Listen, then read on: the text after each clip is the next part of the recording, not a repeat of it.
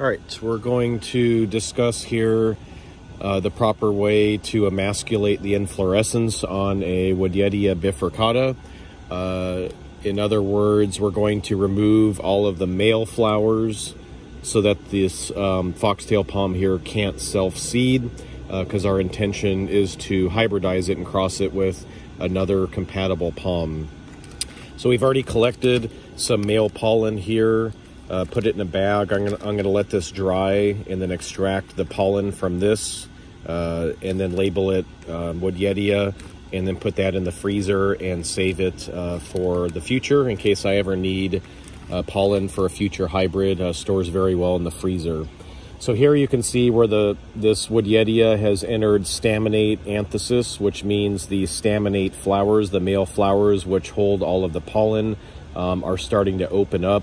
It's a good idea to go ahead and remove all of the rest of the male flowers now, and emasculate this inflorescence now, because if you allow all these male flowers to open, as they're opening and producing pollen and getting visited by bees, even though the females aren't open yet, what's happening is all of this rachile gets coated in Wodyetia pollen.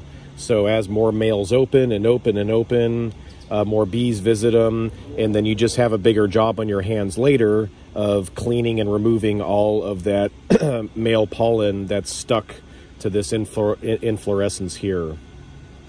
So in order to save all that effort, since all these males are still closed up and only a couple have opened, I'm just going to go ahead and remove the males now, and then there's a lot less cleaning.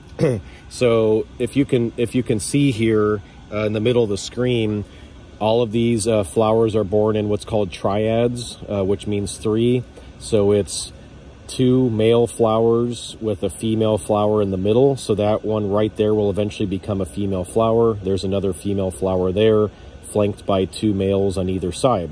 So again, as these males open and produce stamens and anthers, all that pollen just eventually just gets spread by bees and wind and water over the females. And then when the females open up, they receive that foxtail pollen. But we want to prevent that from happening, because we're going to make a hybrid with this.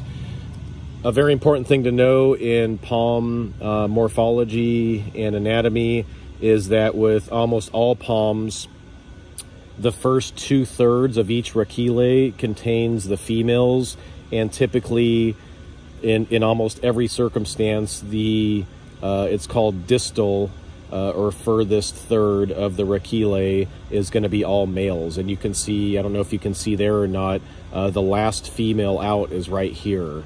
So what I'm going to do is just cut that 1/3 distal section of this rachile off, and that just leaves males here with females in between. And then what you'll want to do is just break off and remove all of those larger males. The males always develop first, so they're always larger and they're kind of torpedo shaped, and the females are more round. So I'm just going to knock off all those males, and we've left all of the females on just this rachile right here. So hopefully you can see that there. We have about 1, 2, 3, 4, 5, 6, 7, 8, 9, 10, 11. So there's 11 female flowers on just this one rachile. We've cut off the distal third because it's all males.